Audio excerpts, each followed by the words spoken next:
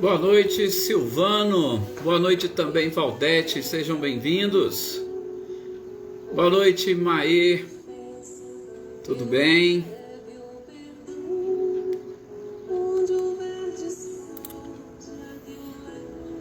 Boa noite, Wagner. Boa noite, Marcileia. Boa noite, Elaine Lavez. Boa noite também para o Flávio Gava.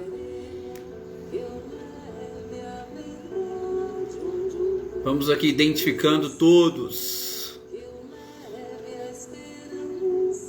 Graças a Deus, Odete, tudo sob controle. Tudo sob controle. Aí os nossos compartilhamentos, né, da Marcileia, o Rick Sanches, a Shirley.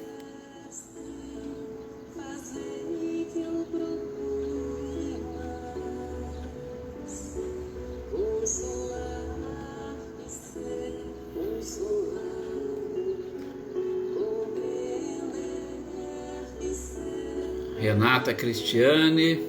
Olá, Ricardinho. Um oi para você, para a Lúcia. Sejam bem-vindos. Renata Gomes.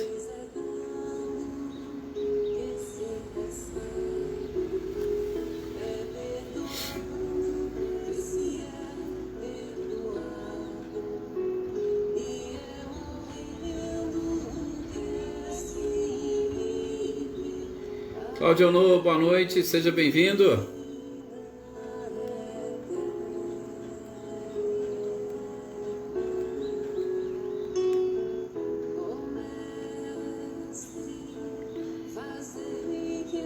Patrícia de Zaró, boa noite, seja bem-vinda também.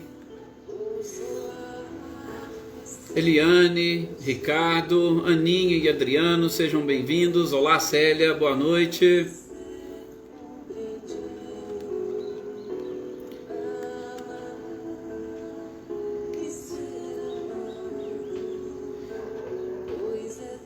Helena, boa noite para você. Boa noite também, Eliana Costa.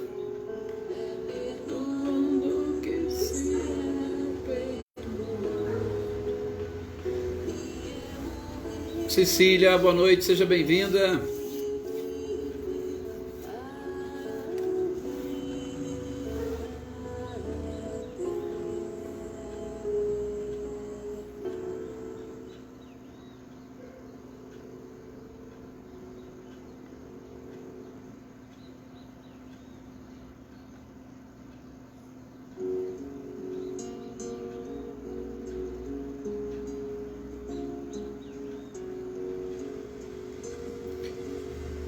Maria Senhora, boa noite, seja bem-vinda também.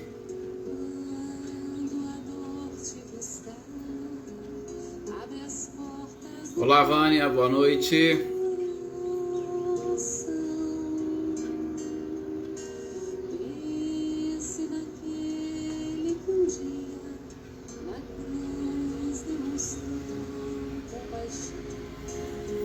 Leívia, boa noite, seja bem-vinda. Boa noite, Joana.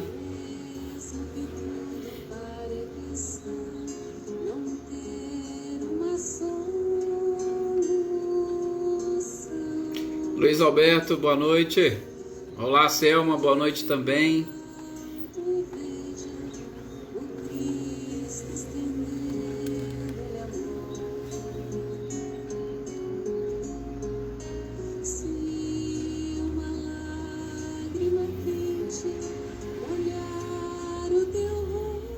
Leopoldina, boa noite, seja bem-vinda. Bom, está na hora de nós fazermos a nossa prece para nós iniciarmos este nosso momento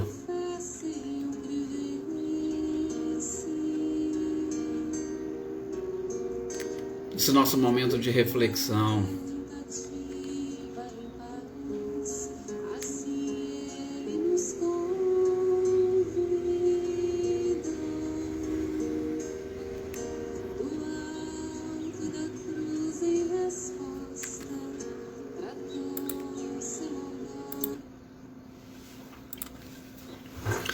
Bem, meus queridos, que nós possamos então agora nesse instante levarmos o nosso pensamento ao nosso Mestre amado e querido Jesus.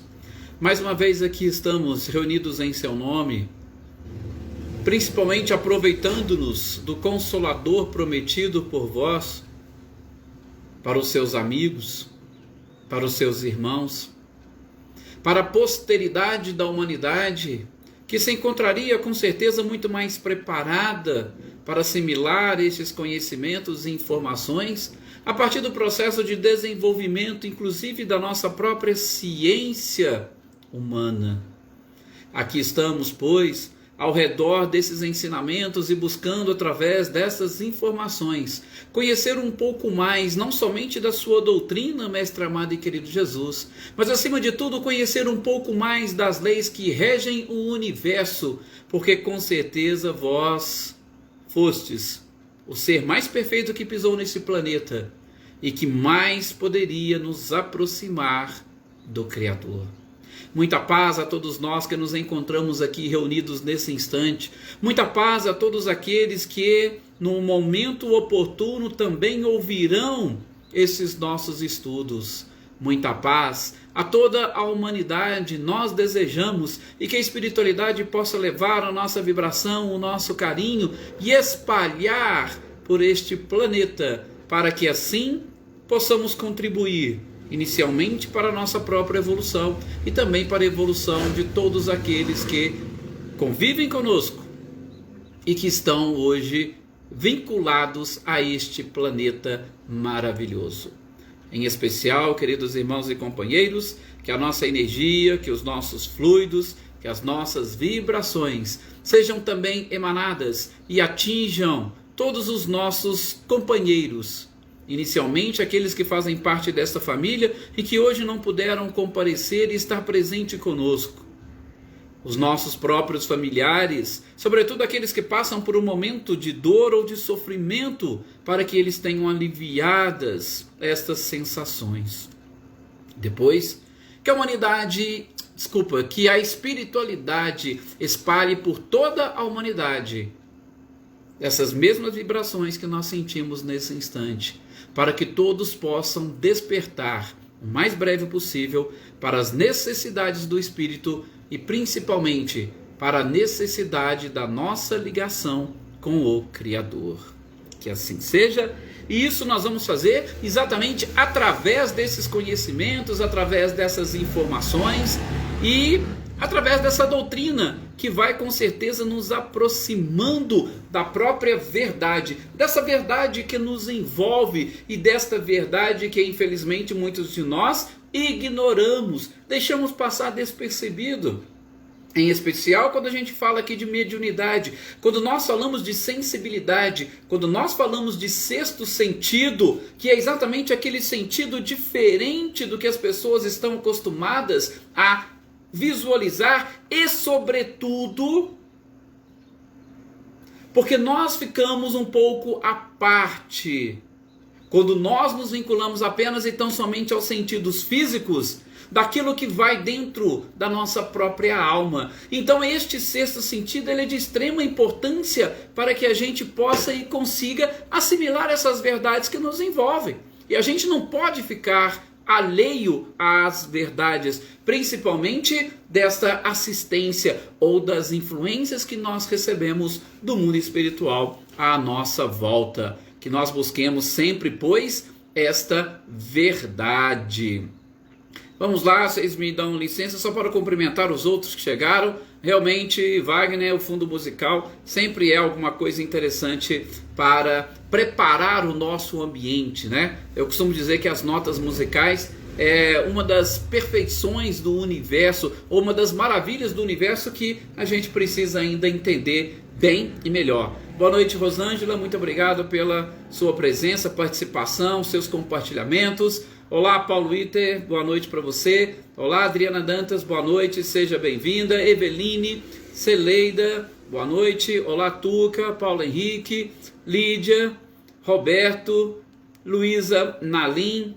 É um prazer imenso poder contar com a colaboração, com a participação de todos vocês aqui conosco. Maria do Carmo, seja bem-vinda também. Joyce, Kelly, uma boa noite para todos vocês. E vamos lá, meus queridos companheiros, dar sequência ao nosso estudo aqui no Livro dos Médiuns. Só que, se me permitam, principalmente pelo tempo que nós ficamos distanciados, né? Nosso último encontro do Livro dos Médios foi o ano passado. Agora não, essa semana nós já atualizamos todas as informações. Nós já retomamos de onde nós paramos, relembrando algumas coisas e já adentramos a assuntos novos. E eu gostaria de aproveitar esse instante para também, com relação ao Livro dos Médios, nós voltarmos um pouquinho para identificar, sobretudo o último capítulo que nós estudamos, e aí sim, nos posicionarmos de acordo com a sequência deste livro para este próximo capítulo. E no capítulo próximo passado nós estudamos os inconvenientes e os perigos da mediunidade, tá? Boa noite, Marli, seja bem-vinda. Boa noite também, Clarindo e Anitta. Boa noite, Adriana Alvarenga. E, gente, quais seriam esses inconvenientes e perigos da mediunidade que nós vimos? A gente viu, principalmente, aquela questão do cansaço ou da fadiga que o exercício da mediunidade poderia provocar. E, é claro, a partir do momento que nós trabalhamos ou nós lidamos com energia, e aqui eu posso abrir um parênteses, por quê? Porque muitas pessoas, infelizmente, ainda não conseguem entender o perfeito funcionamento de toda a nossa estrutura. Então, a gente vê pessoas disputando quem cansa mais, quem gasta mais energia. Tem gente que fala, você não fez nada. Eu faço isso, eu faço aquilo, eu trabalho com enxada, ou eu trabalho... a dona de casa não faz nada, só fica dentro de casa. Ou, por aí afora, a pessoa que senta lá no escritório, fica só sentado. Gente, cada um de nós temos as nossas tarefas e atividades e a forma de nós gastarmos energia. Então todos nós gastamos as nossas energias. Boa noite, senhor Antônio. Então, a mediunidade, como uma sensibilidade, ela também ocorre com o desprendimento de energia. E com isso, ela vai gerar sim um certo cansaço, uma certa fadiga. Eu gosto muito de lembrar estudos feitos pela própria neurociência acima de tudo. Veja, eu falo muito de neurociência ultimamente, porque é exatamente os estudos que a ciência moderna, sobretudo que se preocupam com a saúde do corpo humano, vem estudando. E, gente, pessoas que trabalham, por exemplo, com a mente, elas chegam ao final do dia, muitas das vezes, esgotadas, assim como aquele que trabalha com uma enxada, assim como aquele que trabalha em serviço pesado. Cada um gasta a sua energia de uma forma diferente. E principalmente, tá? Só para poder auxiliar aqueles que trabalham muito mais com a mente do que com o corpo. Gente, a nossa mente, ela absorve, só para vocês terem uma ideia, mais ou menos 1/3 de todas as calorias que nós consumimos durante o dia. Então, se vocês pegarem, por exemplo, uma pessoa que faz uma dieta normal aí de 2.000 calorias, aquelas pessoas que trabalham mais com a mente, ou que trabalham muito com a mente, 1/3 dessas calorias, ela é destinada para o cérebro. Os nossos neurônios, eles consomem uma quantidade de energia muito grande.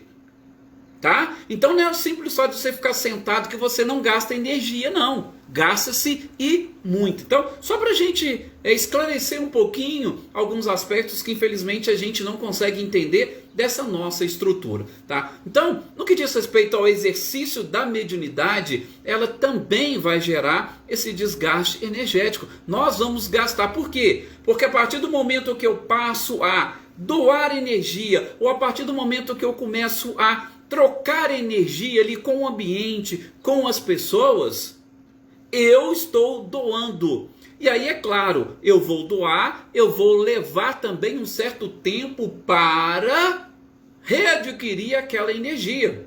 Então, eu não sei vocês, tá? Principalmente aqueles que trabalham com reuniões mediúnicas, e aí cada mediunidade ela vai ter também a sua peculiaridade, mas tem gente que depois de trabalhar numa reunião mediúnica, chega em casa com fome e tem a necessidade de comer. Mas isso é por quê? Porque o nosso organismo desprendeu energia, calorias, e ele precisa repor. Isso é natural, ok? Tá? Então tem gente que fala, mas é espírito. Não, não tem nada de espírito que está fazendo. Não, é você que tem a necessidade de repor essas energias. Ok? Chegou do trabalho mediúnico, fique tranquilo. Tá? Há esse desgaste e há necessidade de repor. Bom, só que isso especificamente não trata-se de uma doença ou de algum tipo de anomalia. É algo normal e natural, gente. Ainda que você empreste esta sua sensibilidade, houve uma doação. Por quê? Porque tudo no universo gira ao redor da energia. Toda doação de fluidos, ele gera um desgaste de energia. E aí a gente precisa naturalmente repor. Isso não é uma doença, tá? Mediunidade em momento algum não é doença. A Marinha também, boa noite, seja bem-vinda. Inclusive falando aqui, nos lembrando de Manaus, o Amazonas, dessa necessidade, nós também contribuímos com as nossas energias e vibrações para aquelas pessoas. Muito obrigado, Marinha, isso mesmo. Bom, agora, falando da mediunidade, a gente viu o capítulo é exatamente esse, o perigos e os inconvenientes.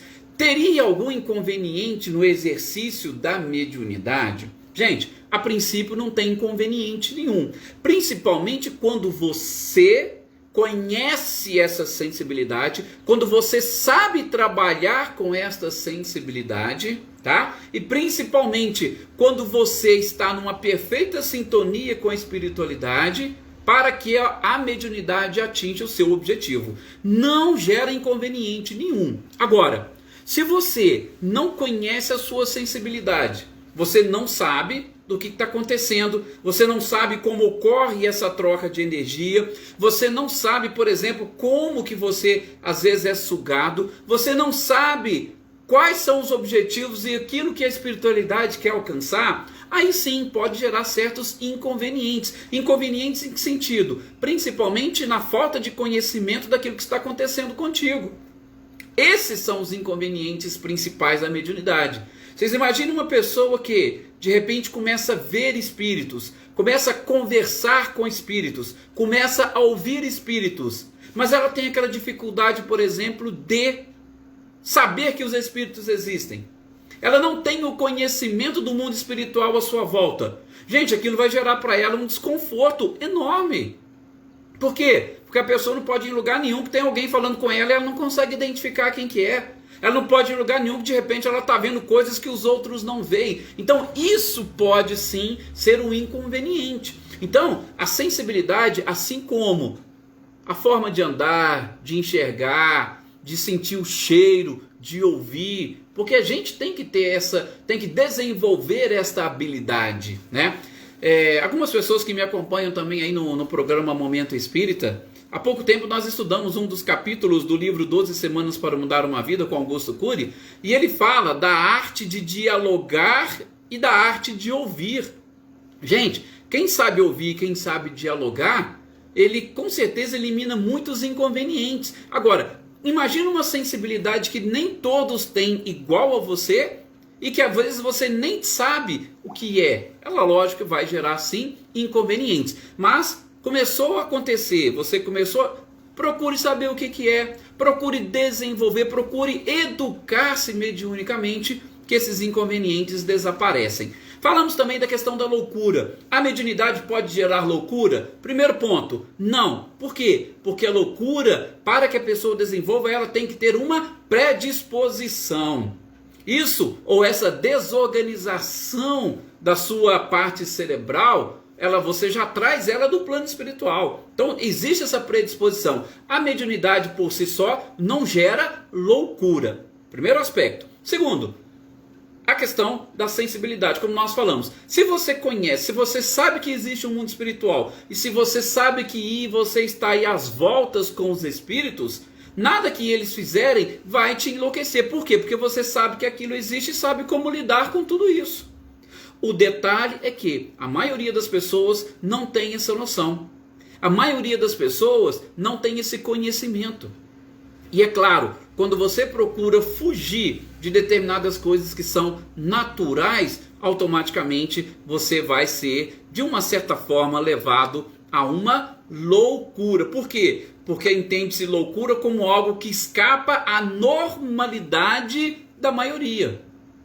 Só que a gente vai, daqui a pouco tempo, perceber que essa normalidade, ou a maioria, é exatamente daqueles que sabem que o mundo espiritual existe e está em constante contato com ele. Outro aspecto que nós vimos neste capítulo foi com relação às crianças. E a gente falou que isso sempre gerou muita discussão no movimento espírita, a questão das crianças. E uma das coisas que a espiritualidade chamou bastante a atenção de Kardec é, primeiro, para a naturalidade desta mediunidade. Gente, uma coisa é você automaticamente, ou as coisas chegarem para você de uma forma natural. Uma outra coisa é você tentar forçar um desenvolvimento. Isso é diferente. Então, se as coisas vêm acontecendo naturalmente, como é que você vai falar que, opa, é inconveniente a criança ver espírito? Não, mas aquilo se desenvolveu naturalmente, então ela trouxe isso consigo. Então não é nenhum inconveniente. Outra coisa é você forçar a criança a fazer determinadas coisas, principalmente por quê? Porque como a gente fala de mediunidade, falamos de sexto sentido, a gente fala automaticamente de uma predisposição orgânica, ou seja, o seu organismo num determinado momento da sua existência, ele se prepara para este contato com o mundo espiritual à sua volta. Então, predisposição orgânica. Se o seu organismo não está preparado naquele momento, qualquer tipo de desenvolvimento forçado vai gerar para você um inconveniente e muitos outros problemas, inclusive perigos da própria mediunidade. Com as crianças a mesma coisa. Então, a gente viu que se veio naturalmente, que ela desenvolva também naturalmente. Quantos médiuns na época de Kardec que o auxiliaram não eram crianças? Não eram adolescentes de 12, 13, 14, 15 anos. Mas isso o quê? Um desenvolvimento natural, um trabalho da espiritualidade. Agora, não force, não obrigue, não tente fazer com que a criança desenvolva. Até mesmo porque muitos de nós confundimos determinadas coisas. Às vezes a criança, no primeiro momento, na primeira fase da sua vida, ela está mais ligada com o mundo espiritual. Isso é normal. Às vezes ela ver espíritos, ou ela conversar com espíritos, ou ela ouvir espíritos. É normal por quê? Porque ela ainda está em processo de ligação perispiritual com o corpo físico. Então ela consegue com mais facilidade enxergar o mundo espiritual à sua volta. Isso não significa que depois que ela completa a sua encarnação, ela vai desenvolver as mesmas coisas. Ela vai continuar vendo espíritos. Não, não é assim. Então a gente tem que ter essa paciência e buscar a naturalidade das coisas. Enfim, um dos últimos tópicos, se não me falha a memória, que nós trabalhamos, foi exatamente a questão dessa prática da mediunidade, sobretudo envolvendo as crianças. Por quê? Porque, gente, o objetivo da mediunidade é o desenvolvimento, sobretudo moral, da criatura. Então, como que você vai visualizar ou vislumbrar a ação de uma criança dentro de uma reunião mediúnica? Muitas das vezes essa criança não tem noção do que são, por exemplo, conceitos morais. E como que a criança pode orientar ou pode dialogar com algum espírito se ela ainda não tem essas noções básicas, sobretudo de desenvolvimento moral, para ajudar os espíritos? Então, é muito complicado você falar assim, não, a criança vai ou ela tem que participar de determinados tipos de reunião. Por quê? Porque o objetivo da reunião mediúnica é essa orientação moral. Então, além de envolver aspectos físicos, nós temos também os aspectos morais que fazem parte deste processo, ou pelo menos dos objetivos da própria mediunidade. E a gente não pode deixar isso de lado, tá? Espíritos que muitas das vezes vêm para, através de processos mediúnicos, entrar em contato conosco, boa parte deles são espíritos que precisam de orientação. São espíritos imperfeitos, são espíritos brincalhões, são espíritos pseudo-sábios. Então, é complicado e delicado você jogar uma criança neste meio. muitas das vezes nós adultos não nos sentimos totalmente preparados, quanto mais crianças, tá? Então esses são os aspectos que nós vimos aqui nesse trecho sobre os perigos e inconvenientes da mediunidade. Agora a gente já vai passar por um próximo aspecto, que é exatamente o capítulo 19 do Livro dos Médiuns, que vai tratar sobre o papel dos médiuns nas comunicações espíritas, tá? Qual que é este papel do médium nas comunicações espíritas? Da mesma forma, é importante lembrá-los que, basicamente, boa parte destes estudos do Livro dos Médiuns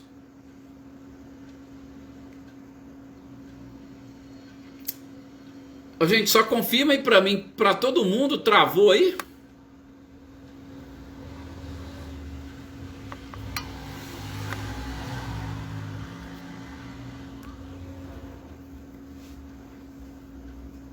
Eu vou dando sequência aqui, porque parece que para uns, não, tá tudo normal para uns, então pode ser que seja a internet de cada um de vocês. Aí depois qualquer coisa vocês, bom, tá vendo? O Paulo falou que não, a Amanda não, a Maia também não, o Wagner também, então às vezes é algum caso específico de vocês aí. Tá, eu vou dar sequência aí, que aí depois qualquer coisa vocês têm o vídeo aí, e aí a gente, para nós não perdermos muito o tempo aqui, tá? E aí depois a gente repassa para aqueles que porventura perderam. Mas o que nós estávamos fazendo até agora? A gente estava simplesmente fazendo aquela recordação. Agora especificamente nós vamos entrar no capítulo 19 do papel do médium nas comunicações espíritas. Ok? Este capítulo 19, às vezes muita gente entrando pode exatamente ser essa questão. E a gente sabe, mediunidade, internet, principalmente nas sextas-feiras, né? Deve ter muita gente utilizando. Mas vamos lá. Qual que é o papel do médium nas comunicações espíritas? Eu estava dizendo que Kardec desenvolveu todo esse estudo através de perguntas e respostas. Então, ele já começa exatamente questionando a espiritualidade se, no momento em que nós exercemos a mediunidade, nós, médiuns, nós estamos em nosso estado normal? Por que Kardec deve ter perguntado isso? Gente, tem pessoas que, quando vão dar uma manifestação mediúnica, ou quando vão, aspas, dar uma passagem, parece assim que elas se transformam e muitas delas, saem de si e aí perdem o controle completo do seu próprio corpo, de toda a sua estrutura. Então, Kardec pergunta, quando ocorre ali o exercício da mediunidade, nós estamos no estado normal? Aí eles respondem que perfeitamente. Nós falamos aqui em alguns encontros anteriores do livro Nos Domínios da Mediunidade de André Luiz. E ali André Luiz vai contando para nós alguns casos específicos, inclusive naqueles casos onde o espírito do médium se afasta do corpo para facilitar a comunicação por parte do espírito. Mas mesmo quando ele se afasta, ele mantém o domínio e o controle do seu próprio corpo. Então, tem muito a ver com aquilo que nós chamamos de educação mediúnica. Tá? Então, o médium, ele está no seu estado normal? Gente, ele está no seu estado normal. Ok? Tirando aí um caso específico de um êxtase, tá? Que é algo mais delicado, mas a grande maioria das faculdades mediúnicas, o médium está no seu estado normal. E também, a espiritualidade responde para Kardec, dependendo da mediunidade, há uma necessidade de uma preparação e de uma doação maior do médium. A gente sabe disso. Tem algumas faculdades mediúnicas e principalmente algumas pessoas que a faculdade ela é assim tão normal e natural que nem ela percebe que aconteceu alguma comunicação através dela. Mas tem pessoas e tem mediunidades que você tem que estar ali naquele momento preparado. Você tem que doar um pouco mais. Veja, nós estávamos conversando quarta-feira sobre a mediunidade de cura. Vocês imaginam a mediunidade de cura? Você vai precisar de uma preparação maior. Por quê? Porque aquele vaso que às vezes a espiritualidade vai utilizar, ou aquele cano através do qual as energias vão fluir, ele precisa estar mais limpo possível. Então você vai necessitar de uma preparação ou de uma doação um pouco melhor. Tá? Então, mas o seu estado é um estado normal? Sim. Você tem que entrar naquele... Não, você não tem que entrar em nenhum tipo de clima. Você tem que estar simplesmente preparado para aquilo que você estará fazendo. Então, é no estado normal, ou o médium está no estado normal, perfeitamente normal. Ele não precisa ficar naquele estado que alguns ficam, de ficar mexendo. Não há essa necessidade. Tá? Tem gente que começa a estremecer e tal. Não há essa necessidade. É lógico que a gente não pode julgar as pessoas, mas na grande maioria das vezes o que nós percebemos é que falta educação mediúnica. Por quê? Porque o médium mantém, independentemente da modalidade, se inconsciente, consciente ou semiconsciente, o médium mantém o controle do seu organismo. Ninguém controla por ele. Isso é que nós chamamos de educação mediúnica. Ok? Beleza. Essa é a primeira pergunta, primeiro questionamento. Depois, outras perguntas que Kardec vem fazer. E essa, gente, eu acho que é uma daquelas que gera maior parte de dúvidas no meio espírita, principalmente para aqueles médiuns semiconscientes ou conscientes, que é exatamente as questões relacionadas com o animismo. A gente fala em animismo, a gente está falando de animar. Quando você fala de ânima, quando você fala de ânimo, do latim, você está falando exatamente de alma. Lembram que eu comentei com vocês quando a gente estava falando, salvo engano, na quarta-feira, do próprio Emmanuel, que chega a comentar que Chico tinha um nível de pelo menos 94, 95% por aí de fidelidade mediúnica. Mais de 90%. Por quê? Porque o Chico era um vaso mediúnico praticamente limpo. A influência que ele exercia nas comunicações era mínima. Veja como esse capítulo é importante. O papel do médium nas comunicações. O médium interfere? O médium interfere. Mas Kardec está perguntando, e a gente vai desdobrar isso aqui, do animismo. E ele começa perguntando, pode uma comunicação escrita ou verbal ser emanada do próprio espírito encarnado? É possível isso? Resposta positiva. É perfeitamente possível. Só que nós vamos ter que separar isso. Primeiro, quando Kardec vai falar dos médiums sonâmbulos, gente, o que é um médium sonâmbulo? O seu corpo está ali, o espírito está totalmente separado. Vamos colocar assim, é como se ele estivesse dormindo e o corpo levanta e o corpo começa a comunicar-se, tá? Essa separação, vamos tratar assim de uma forma bem simplória para que vocês entendam. O médium sonâmbulo, a partir do momento que ele já foi lá, dormiu, o espírito se afasta.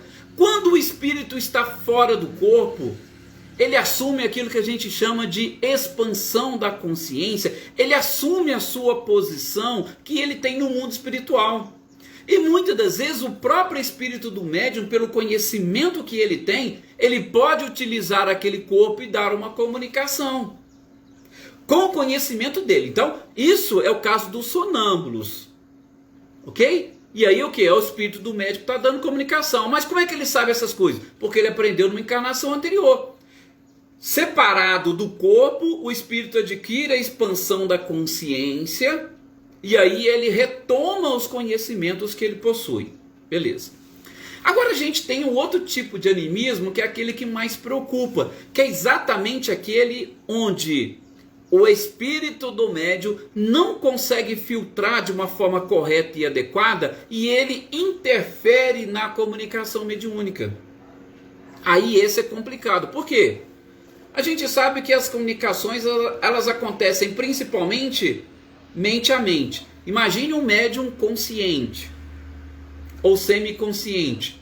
O espírito, ele não controla, por exemplo, as cordas vocais ou a mão do médium. Ele passa para a mente do médium e o médium reproduz. É mais ou menos aquilo que a gente chama de telefone sem fio. Alguém fala para você aqui e você repete ali. Alguém dá um recado para você e você vai lá levar o recado para outra pessoa. Então, gente, nós vamos ter que avaliar, principalmente, a distância dessas mensagens. Quando eu falo distância, o que eu estou querendo dizer?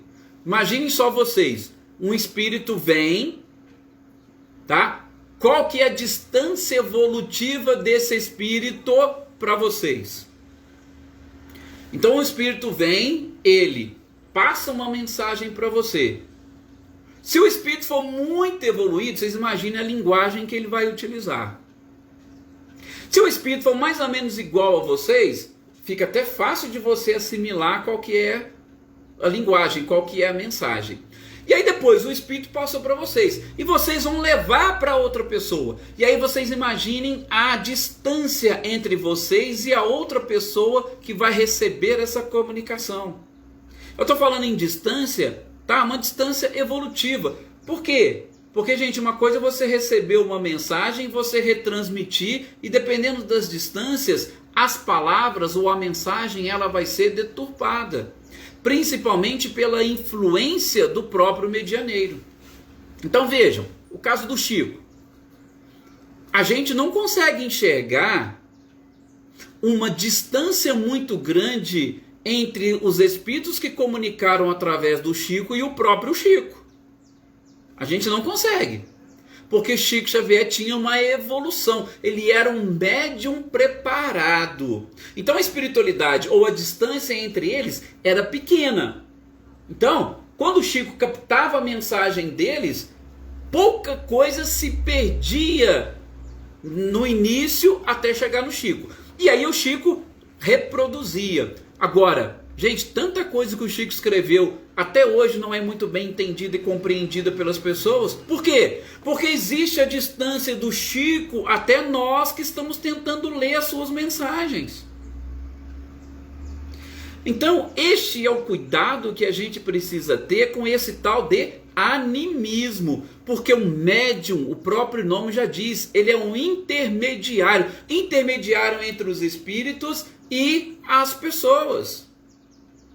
Então, ele tem que passar a mensagem. E essa mensagem tem que chegar lá no seu objetivo. Tem que chegar no seu destino. Então, nós como medianeiros, nós vamos sim, de alguma forma, interferir na mensagem. Interferir na comunicação. Só que essa interferência tem que ser a menor possível. Para que nós não venhamos a deturpar completamente a mensagem. E a gente sabe como que uma simples vírgula, mal colocada ou colocada em lugares diferentes, pode gerar dúvidas enormes. Sim. Tem até num livro de Amélia Rodrigues, agora eu me esqueci qual que é o livro, eu não sei, eu acho que é nos Primícias do Reino, de Amélia Rodrigues. E ela conta aquela passagem envolvendo Jesus e Dimas.